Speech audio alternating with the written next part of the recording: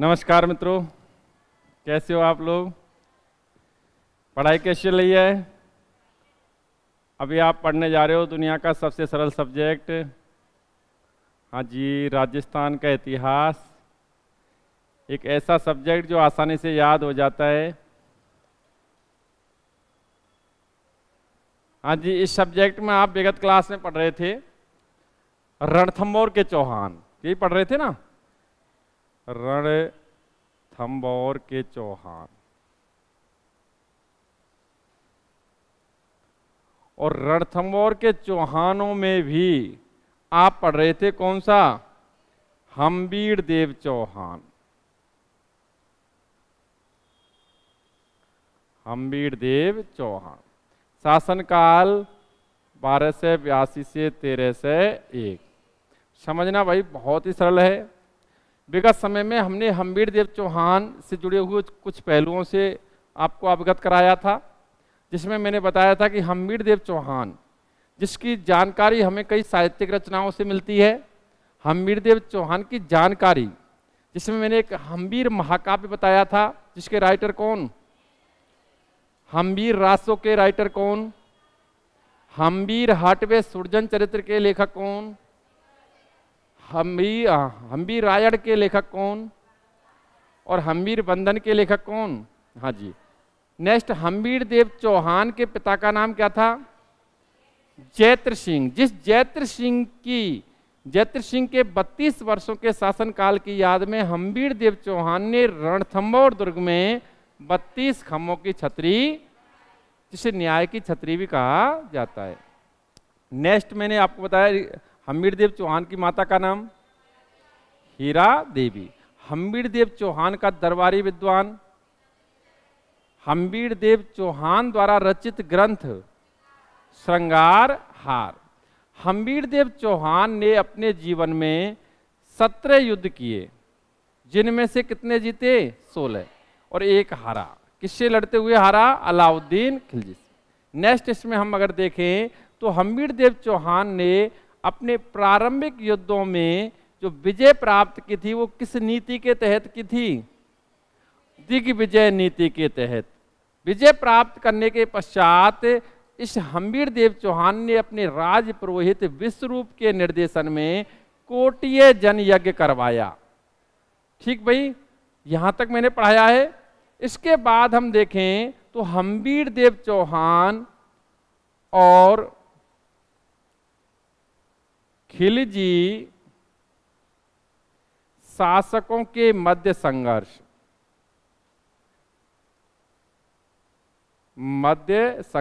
इस संघर्ष को हम पढ़ते हैं जो हम्बीर देव चौहान और खिलजी शासकों के मध्य हुआ, जिसमें हम पहले जलालुद्दीन खिलजी के साथ इस हम्बीर देव चौहान का संघर्ष पढ़ेंगे। तत्पश्चात हम अलाउद्दीन खिलजी के साथ में हम्बीर देव चौहान का संघर्ष पढ़ेंगे। सबसे पहले हम देखें, इसमें एक संघर्ष पढ़ा जाता है रणथंभौर। अच्छा, एक क्वेश्चन पूछ लेता हूं मैं इसको लिखने से पूर्व। बहुत ही सरल क्वेश्चन, दुनिया का सबसे सरल क्वेश्चन आपसे पूछा जा रहा है। लक्ष्मी जी नमस्ते। हाँ जी, सबसे सरल क्वेश्चन है, वो ऑनलाइन है कि रणथंभौर दुर्ग की कुंजी कौन सा दुर्ग कहलाता है? बिल्कुल, झाइन का दुर्ग रणथंभौर दुर्ग की कुंजी कहलाता है। झाइन को वर्तमान में चान या छाण के नाम से जाना जाता है वर्तमान में। अर्थात रणथंभौर या झाइन का युद्ध, और ये हुआ 1291-92, जिसमें ध्यान से सुनना, एक तरफ था जलालुद्दीन खिलजी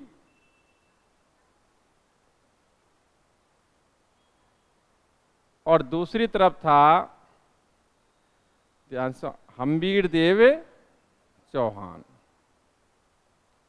हम्बीर देव चौहान। इसमें मैं और कुछ तथ्य बता दूं। इस जलालुद्दीन खिलजी का सेनापति था तुगलक खां, और इस हम्बीर देव चौहान का सेनापति था गुरदास सैनी, जो इस संघर्ष में मारा गया था, मारा गया। ठीक भाई, ये कुछ सामान्य सी बातें हैं, ध्यान से सुनना। क्या होता है एक्चुअली, खिलजी शासकों का इससे संघर्ष क्यों होता है, जलालुद्दीन खिलजी क्यों रणथंभौर पर आक्रमण करता है। मैंने विगत क्लास में ही बताया था आपको कि यह जो हम्बीर देव चौहान था, ये अपने समय में राजपूताने का सर्वाधिक शक्तिशाली शासक था। पहला पॉइंट तो ये ध्यान दो। दूसरा, मैंने ये भी बताया था कि मेवाड़ के शासक समर सिंह से भी इसने कर वसूल किया था, दिग्विजय नीति के तहत अपनी आसपास की रियासतों को अधिकृत कर लिया था। इसकी जो सीमाएं थीं वो दिल्ली सल्तनत से टकराने लग गईं। किससे? दिल्ली सल्तनत से टकराने लग गईं। ठीक भाई, बताया जाता है कि लगातार हम्बीर देव के बढ़ते हुए प्रभाव से चिंतित थे खिलजी शासक। 1290 में जलालुद्दीन खिलजी दिल्ली का शासक बना था। ठीक भाई, खिलजी वंश का संस्थापक भी जलालुद्दीन खिलजी ही माना जाता है, खिलजी वंश का। नेक्स्ट बात करें हम, तो जलालुद्दीन खिलजी जो इसके बढ़ते हुए प्रभाव से चिंतित था, इस जलालुद्दीन खिलजी सेना भेजता है जी, सेना भेजता है गुरदास तुगलक खां के नेतृत्व में। किसके नेतृत्व में? तुगलक खां के नेतृत्व में सेना भेजी जाती है और संघर्ष किया जाता है हम्बीर देव चौहान की सेना से, और संघर्ष के तहत इसे तुगलक खां को विजय मिलती है और ये इस हम्बीर देव चौहान का सेनापति गुरदास सैनी मारा जाता है और तुगलक खां का झाइन के दुर्ग पर अधिकार हो जाता है। अर्थात कुंजी को प्राप्त कर लिया, रणथंभौर दुर्ग की कुंजी, कौन सा दुर्ग? झाइन का दुर्ग, उसको प्राप्त कर लिया। अभी झाइन के दुर्ग पर किसका अधिकार हो गया? जलालुद्दीन खिलजी का, तुगलक खां का अधिकार हो गया। गुरदास सैनी संघर्ष में मारा गया, कोई दिक्कत नहीं है जी। अब इसके बाद जलालुद्दीन खिलजी स्वयं आता है 1292 में और रणथंभौर दुर्ग का घेरा डाला जाता है। रणथंभौर दुर्ग का लंबे समय तक घेरा डाला जाता है। बताया जाता है कि कई प्रयासों के तहत भी रणथंभौर दुर्ग पर जलालुद्दीन खिलजी अधिकार नहीं कर पा रहा था। अंततः निराशा हाथ लगती है और जलालुद्दीन खिलजी निराश होकर जब वापस लौट रहा था तो जलालुद्दीन खिलजी ने इस दुर्ग के संदर्भ में, रणथंभौर दुर्ग के संदर्भ में जलालुद्दीन खिलजी ने कहा था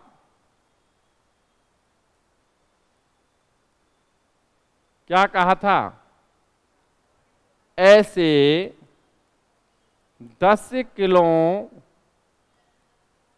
को भी मैं मुसलमान के, हाँ जी बिल्कुल, मुसलमान के एक बाल के बराबर महत्व नहीं देता। अर्थात ये जो बात कही थी, ये किस दुर्ग के संदर्भ में कही गई थी? हाँ जी, रणथंभौर दुर्ग के संदर्भ में कही। किसने कही? जलालुद्दीन खिलजी ने। देखो कितनी अच्छी बात है। अभी आपने देखा ये 1291-92 में जो संघर्ष हुआ था जलालुद्दीन खिलजी और हम्बीर देव चौहान के मध्य, जिसके तहत जलालुद्दीन खिलजी की सेना द्वारा झाइन के दुर्ग पर तो अधिकार कर लिया, लेकिन रणथंभौर दुर्ग जो निश्चित रूप से उस पर अधिकार करना बड़ा कठिन था, उस पर अधिकार नहीं कर पा रहे थे ये लोग। जब जलालुद्दीन खिलजी अधिकार नहीं कर पाया और विवश होकर वापस लौटा तो जलालुद्दीन खिलजी ने क्या डायलॉग दिया? ये डायलॉग दे दिया जी। इसका मतलब क्या है? इसका मतलब सीधा सीधा है जी, अंगूर खट्टे। जब तू भाई अधिकार ही नहीं कर पाना था, जब वैल्यू ही नहीं थी एक बाल के बराबर भी, तो तू यहां पर क्या घूमने आया था? ठीक भाई ना, रहने दे, लज्वी प्रतिक्रिया बनते। हाँ कुछ नहीं, बस यहाँ है। हाँ जी, तो निश्चित रूप से कहीं ना कहीं यहाँ देखें तो ये अनर्गल लग रहा है, ये गलत लग रहा है कि भाई अगर मिल जाता तो ठीक है, नहीं मिल रहा है तो ठीक भाई। अब इसके बाद जो संघर्ष होता है, ये तो लौट गया बंदा, इसके बाद जो संघर्ष होता है वो होता है किससे? जलालुद्दीन खिलजी से। अर्थात अब इससे आगे आप पढ़ोगे तो पढ़ोगे हम्बीर देव चौहान, हाँ जी, हम्बीर देव चौहान और अलाउद्दीन खिलजी के मध्य संघर्ष, खिलजी के मध्य संघर्ष। रोचक है जी, ध्यान से देखना। संघर्ष, इस संघर्ष को हम पढ़ें तो देखो, इस संघर्ष को हम पढ़ें तो ये पढ़ा जाता है रणथंभौर का युद्ध।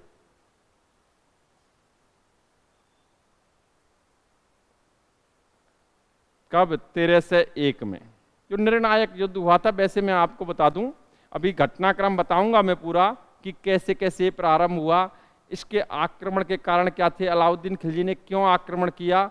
दूसरी बात, ये जो संघर्ष है ये तो 1299 में ही प्रारंभ हो गया था, 1299 में ही, लेकिन जो मुख्य रूप से जो निर्णायक युद्ध हुआ था वो कब हुआ था? 1301 में।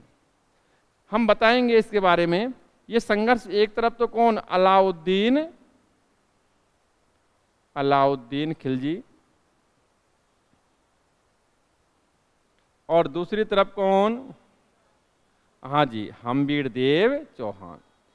पूरे घटनाक्रम को मैं सुनाऊंगा, बस थोड़ा डाटा नोट कर दूं। इसमें आपको बता दूं, अलाउद्दीन खिलजी के सेनापति थे उलूग खां और नुसरत खां। मैं बता ही रहा था कि संघर्ष पहले ही प्रारंभ हो गया था। हम्बीर देव चौहान के जो सेनापति थे वो भीम सिंह और धर्म सिंह। सारे पहलुओं पर हम बात करेंगे। इसमें आपको बता दूं, संघर्ष के दौरान ये दोनों बंदे मारे गए थे। आई मीन अलाउद्दीन खिलजी का कौन? नुसरत खां, और हम्बीर देव चौहान का कौन? भीम सिंह। अब ये किस प्रकार मारे गए, संघर्ष क्या हुआ, क्या स्थितियां बनी, उन पर चर्चा हो सकती है, और वो चर्चा मैं करने जा रहा हूं। अभी देखो, सबसे पहले आपने ये सामान्य सा डाटा देखा कि भाई अलाउद्दीन खिलजी और इस हम्बीर देव चौहान के मध्य संघर्ष हुआ था। संघर्ष का ये सारा डाटा आपके सामने है। लेकिन सबसे पहले अलाउद्दीन खिलजी का जो एक क्वेश्चन आया हुआ है, आपको बता दूं, अलाउद्दीन खिलजी का रणथंभौर पर आक्रमण का कारण, रणथंभौर पर आक्रमण का कारण, कोई आप में से बताएगा कि अलाउद्दीन खिलजी का रणथंभौर पर आक्रमण का कारण क्या था? बताओ कोई। अलाउद्दीन खिलजी का रणथंभौर पर आक्रमण का कारण।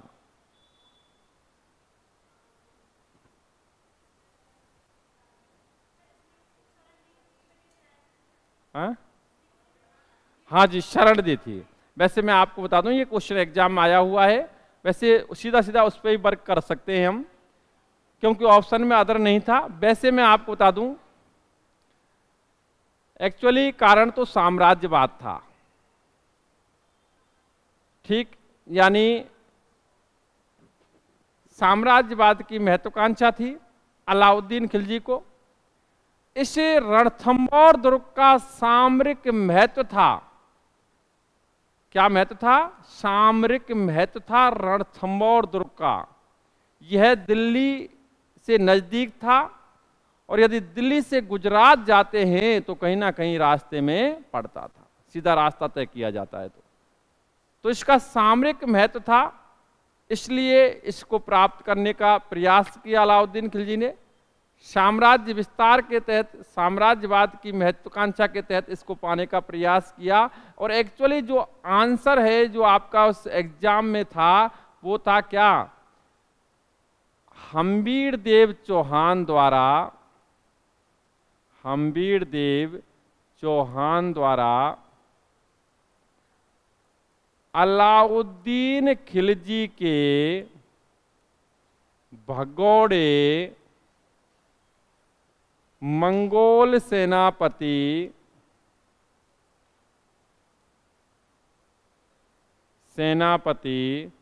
मोहम्मद शाह और इसके भाई के हब्रू को शरण देना। एक्चुअली उसमें सीधा सीधा आंसर था कि हम्मीर देव चौहान द्वारा अलाउद्दीन खिलजी के भगोड़े सेनापति मोहम्मद शाह को शरण देना। ठीक भाई, ये शरण क्यों दी गई, यही आपको वर्क करना है। साम्राज्यवाद या इस दुर्ग का सामरिक महत्व होना, ठीक, महत्वाकांक्षाओं के तहत इसको प्राप्त करना, ठीक। इसके अलावा मेन कारण क्या था, ये जो आपके सामने है हम्मीर हट में, इसके संदर्भ में चर्चा की गई है। हम आपको बताएं कि ये मोहम्मद शाह कौन था, एक सेनापति था अलाउद्दीन खिलजी का। इसको शरण किसने दी थी, क्योंकि हम्मीर देव चौहान शरणार्थियों को शरण देने के लिए जाना जाता। ठीक, शरण क्यों दी मैं आपको बता दूं। आप नेक्स्ट इसके बाद पढ़ोगे जालोर के चौहान, इसके तुरंत बाद ही जालोर के चौहान शासक आप पढ़ोगे, चौहान शासक। उसमें आप कानड़ देव चौहान पढ़ोगे और उस समय भी ये बड़ी चर्चा की जाएगी। मैं आपको एक सामान्य सी चर्चा बताता हूं जो कि आपको मेवाड़ के अंतर्गत रतन सिंह के समय बताई गई थी। देखो मैं बताऊं आपको, मान लो ये भारत है, मानने में क्या बुराई है, मान लो, ठीक भाई। ये दिल्ली है और ये है गुजरात और ये क्या है, दिल्ली। मान लेते हैं गुजरात दिल्ली। हम इसमें देखें ध्यान से कि गुजरात जो था, ये आपको एक क्वेश्चन पूछता हूं, उसके माध्यम से आगे बात करेंगे कि हमारे भारत में सर्वप्रथम बंदरगाह के प्रमाण कहां से प्राप्त हुए। तो सीधा सा आंसर है गुजरात। कहां से मिले, सिंधु घाटी सभ्यता के अंतर्गत बंदरगाह पढ़ते हो, कहां से मिले, लोथल गुजरात से। मैं आपको स्पष्ट कर दूं कि गुजरात आज भी धनी राज्य है भारत का और पूर्व में भी धनी राज्य था। यहां अलाउद्दीन खिलजी के समय भी दो प्रमुख बंदरगाह थे, खंबात और भड़ौच। मैंने अभी कहा कि गुजरात पहले भी पूर्व में भी धनी राज्य था। तत्कालीन समय में तो भारत का सबसे धनी मंदिर भी यही था, सोमनाथ का मंदिर। अब देखो, ये निश्चित रूप से जहां बंदरगाह होंगे वहां आयात निर्यात होगा, एक्सपोर्ट इंपोर्ट। अब आयात निर्यात होगा तो वहां कौन सा वर्ग पनपेगा, व्यापारी वर्ग। आज भी सर्वाधिक व्यापारी वर्ग किस राज्य में निवास करता है, गुजरात। और जहां व्यापारी वर्ग ज्यादा होगा वहां पैसा तो ऑटोमेटिक ही ज्यादा। तो इन बंदरगाहों पर चाहे अधिकार करना हो, आयात निर्यात के करना हो, या इस धनी रियासत को अपने कब्जे में लेना हो, यहाँ लूटपाट करनी हो कि धन संपदा को लूटना हो, तो इसी कारण दिल्ली पे चाहे किसी का भी शासन रहा, सबकी निगाह किस पे रहती थी, गुजरात। सबकी निगाह किस पे रहती थी। और दिल्ली से जो गुजरात का रास्ता था वो कहां से होकर गुजरता था, राजपूताने से होकर। कहां से होकर गुजरता था।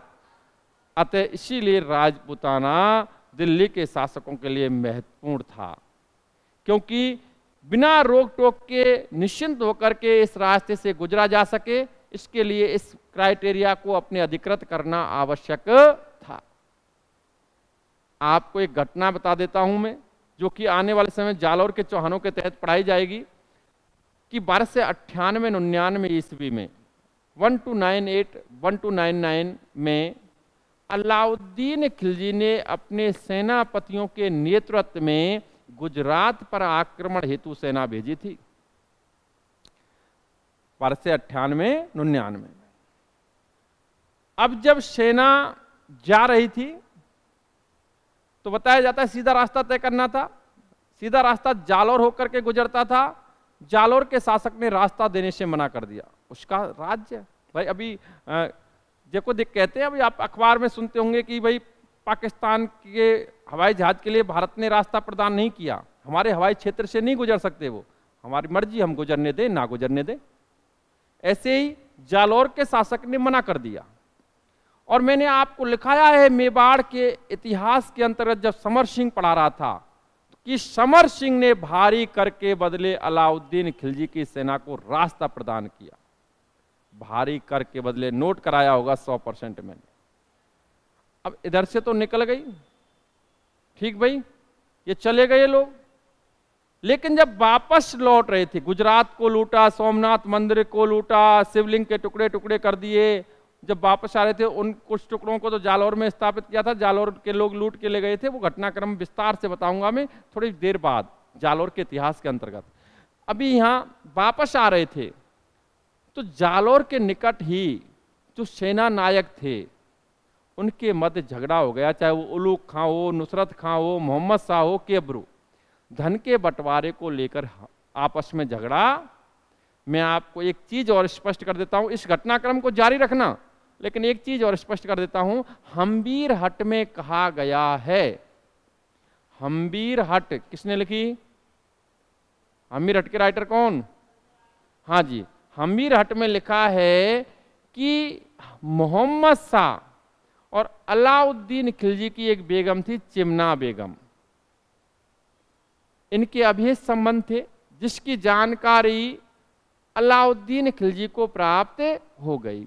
अलाउद्दीन खिलजी, अब सोचो आप, अलाउद्दीन खिलजी अत्यधिक नाराज हुआ और अलाउद्दीन खिलजी ने मोहम्मद शाह को पकड़ने के आदेश जारी कर दिए थे। पकड़ के लाओ उस विश्वासघाती को, उसने जो ऐसा किया है, आदेश जारी कर दिए। अब इधर से ये लोग गुजरात से लूट करके वापस आ रहे थे, मोहम्मद शाह को पता चल गया कि भाई मेरे तो पकड़ने के आदेश जारी कर दिए, पोल खुल गई है। तो बताया जाता है उस समय मोहम्मद शाह ने सबसे कहा कि भाई तो बंटवारा कर लो धन का। अब धन के बंटवारे को लेकर आपस में क्या हो गया, इनमें झगड़ा। और जो कुछ मैटेरियल था, जो कुछ धन था, वो अपने हिस्से का धन लेकर के यहां से कहां चला गया? हमीर देव चौहान के। इधर अलाउद्दीन खिलजी ने मैसेज किया हमीर देव चौहान को कि भाई मेरा भगोड़ा सेनापति है, कौन? मोहम्मद शाह, उसको मुझे सुपुर्द करो वरना मैं आक्रमण करूंगा। अब हमीर देव चौहान जो शरणार्थियों को शरण देने के लिए जाना जाता था, उसने तो कह दिया जी ना करूं, तुझे हो जो कर ले। ठीक भाई, यही बात आती है। तो मैं आपको बस ये समझाना चाहता था कि दिल्ली का कोई भी शासक हो, सबकी निगाह किस पर रही थी? एक्चुअली ये सारे आक्रमण साम्राज्यवाद के ही तहत थे। 2007 में क्वेश्चन आया था कि अलाउद्दीन खिलजी का चित्तौड़ पे आक्रमण का कारण क्या था? आंसर साम्राज्यवाद था। सेकंड ऑप्शन पद्मनी को प्राप्त करना हो सकता है, लेकिन साम्राज्यवादी था। ठीक, अगर हम उसमें करें चित्तौड़ पर, क्वेश्चन वो बोला था मैंने, हम यहां अगर देखें तो ये क्वेश्चन आया हुआ है और यही कारण माना जाता है। बाकी साम्राज्यवाद भी एक कारण था। ठीक भाई, अब ध्यान से सुने, यहां से आगे क्या होता है? अलाउद्दीन खिलजी, मैंने ये कहा था कि संघर्ष 1299 के बाद ही प्रारंभ हो गया था, क्योंकि सेना वापस लौटी। इस बंदे ने मना कर दिया, हमीर देव चौहान ने, कि मैं वापस ना करूं इसे। तो अलाउद्दीन खिलजी ने अपने सेना नायक उलूक खां के नेतृत्व में सेना भेजी। सेना आती है जी। बताया जाता है कि तत्कालीन समय में हमीर देव चौहान, क्योंकि कोटीय जन यज्ञ करा करके फ्री हुआ था और मुनि व्रत धारण करे हुए था। मुनि व्रत यानी मौन व्रत। अतः इधर भीम सिंह और धर्म सिंह के नेतृत्व में हमीर देव चौहान अपनी सेना भेजता है, उलूक खां के नेतृत्व में आई हुई सेना से लड़ने के। संघर्ष होता है जी, और संघर्ष के तहत बताया जाता है कि इस भीम सिंह और धर्म सिंह के नेतृत्व में आई हुई सेना को विजय प्राप्त होती है। विजय प्राप्त करने के बाद इन लोगों का, अलाउद्दीन खिलजी की सेना का बहुत सारा रसद था, मेटेरियल था, उसको लूट करके धर्म सिंह आगे आगे आ रहा था और भीम सिंह पीछे पीछे आ रहा था जी। तभी पीछे से पुनः अलाउद्दीन खिलजी की सेना ने हमला कर दिया। हमला कर दिया तो उस समय भीम धर्म सिंह जो था सेना नायक, जो आगे चल रहा था, वो तो आगे जा रहा है जी। भीम सिंह उससे लड़ने के लिए रुक गया और भीम सिंह के नेतृत्व में जो हम्मीर देव चौहान की जो राजपूत सेना थी वो संघर्ष करती है, और इस संघर्ष में भीम सिंह मारा और जैन के दुर्ग पर इस अलाउद्दीन खिलजी का अधिकार हो जाता। इधर मटेरियल लेकर के, रसद लेकर के धर्म सिंह आ गया था दुर्ग के अंदर। बताया जाता है इस वजह से, चूंकि धर्म सिंह अंदर आ गया था, भीम सिंह मारा गया था, और हम्मीर देव चौहान को यह गलतफहमी हो गई कि भीम सिंह ने जानबूझकर किया है। यदि वो धर्म सिंह ने जानबूझकर किया है, भीम सिंह यदि लड़ने गया था तो धर्म सिंह को भी जाना। और बताया जाता है कि धर्म सिंह को सेनापति पद से हम्मीर देव चौहान हटा देता है। इसके अलावा इसकी आंखें भी फुड़वा देता है, अन्य सेना नायक को रखता है जी। घटनाक्रम आगे बढ़ता है और घटनाक्रम के तहत 1301 में अलाउद्दीन खिलजी स्वयं आता है जी। अलाउद्दीन खिलजी आता है। अलाउद्दीन खिलजी द्वारा रणथंबोर दुर्ग का घेरा डाल लिया जाता है। लंबे समय तक घेरा डाल के रखा। समस्या दुर्ग के अंदर भी थी, क्योंकि रसद बीतता जा रहा था, तो राजपूतों के अंतर्गत भी अंदर भी बेचैनी थी। इधर रणथंबोर की सेना भी बेचैन थी, वो अलाउद्दीन खिलजी की सेना भी बेचैन थी। काफी टाइम व्यतीत हो गया था, दोनों की सेनाएं बेचैन थीं। इसी बीच में बताया जाता है कि एक रतिपाल जो सेना नायक था, अन्य सेना नायक था किसका, हम्मीर देव चौहान का, उसको वार्ता के लिए, संधि की बात आती है, वार्ता के लिए इस अलाउद्दीन खिलजी के पास भेजा जाता है। और अलाउद्दीन खिलजी छल कपट से रतिपाल को अपनी तरफ मिला लेता है, दुर्ग का प्रलोभन दे देता है कि यदि हम जीत गए तो तुझे दुर्ग दे जाएंगे। और वो विश्वासघाती सेना नायक रतिपाल अपने एक सहयोगी साथी रणमल को भी अपने साथ मिला लेता है, और निश्चित रूप से इस दुर्ग के अंदर घुसने की प्रक्रिया को बता दिया जाता है। और हम्मीर महाकाव्य में लिखा हुआ है, हम्मीर महाकाव्य में, कि जब अलाउद्दीन खिलजी की सेना दुर्ग में प्रवेश कर जाती है तो हम्मीर देव चौहान अपना शीश काटकर भगवान शिव को अर्पित कर देता। किसमें लिखा हुआ है, हम्मीर महाकाव्य। वैसे इतिहासकार इस बात से सहमत नहीं होते हैं। इतिहासकार ये कहते हैं कि हम्मीर चौहान जैसा युद्ध, जिसने इतने सारे युद्ध जीते, वो इतना कायर नहीं था, या ऐसा व्यक्ति नहीं था जो शत्रु का सामना करने की बजाय शीश काट कर दे दे। निश्चित रूप से इतिहासकार कहते हैं कि हम्मीर देव चौहान संघर्ष करते हुए वीर गति को प्राप्त हुआ। हम्मीर देव चौहान हम्मीर महाकाव्य के अकॉर्डिंग शीश काटकर भगवान शिव को अर्पित कर देता है। हम्मीर देव चौहान की पत्नी रंग देवी या रंगा देवी के नेतृत्व में, रंग देवी या रंगा देवी के नेतृत्व में महल की स्त्रियां जौहर करती हैं। हम्मीर देव चौहान की पुत्री देवल दे, देवल दे, जिसे कई गाइडों में पदमला भी लिखा हुआ है। क्या लिखा हुआ है, हाँ जी, पदमला भी लिखा हुआ है। पदम तालाब में कूदकर आत्महत्या कर देती है, जिस प्रक्रिया को कहा जाता है जल जौहर। क्या कर लेती है, जल जौहर। और इस प्रकार इस रणथंबोर के दुर्ग पर अलाउद्दीन खिलजी का अधिकार हो जाता है। ये सब प्रक्रिया होती है, अर्थात ये पूरा जौहर हो जाता है। ये राजस्थान का प्रथम जौहर माना जाता है, प्रथम शाखा माना जाता है, जिसमें केसरिया किसके नेतृत्व में, हम्मीर देव चौहान के में, जौहर किसके, रंग देवी, और जल जौहर किसने किया। इसके अलावा इसको कहा जाता है रणथंबोर का प्रथम शाखा। रणथंबोर का प्रथम शाखा कब हुआ। अच्छा ये चीज बताएं, शाखा सब लोग जानते होंगे, बहुत नॉलेज, जीनियस क्लास। 1301 में हुआ, ठीक भाई। रणथंबोर पर किसका अधिकार हो गया, अलाउद्दीन खिलजी का। अलाउद्दीन खिलजी ने रणथंबोर का प्रशासक किसे नियुक्त किया, रणथंभौर का प्रशासक नियुक्त किया अलाउद्दीन खिलजी ने उलूग खां को। किसे नियुक्त किया? उलूग खां को। बेहतरीन क्वेश्चन है। इसके अलावा एक क्वेश्चन और, अलाउद्दीन खिलजी, देखो अमीर खुसरो इसके साथ उपस्थित था। अमीर खुसरो ने लिखा खजाइन उल फतू, उसमें लिखा हुआ है कि अलाउद्दीन खिलजी ने जब इस दुर्ग पर अधिकार कर लिया था तो अलाउद्दीन खिलजी ने इस दुर्ग के संदर्भ में कहा था, आज कुफ्र का गढ़ इस्लाम का गढ़ हो गया।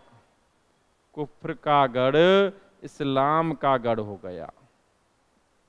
किसने लिखा? बहुत नॉलेज है जी। ये कहा किसने था? अलाउद्दीन खिलजी ने। ठीक, इसकी जानकारी किससे मिलती है? खजाइनुल फतू से।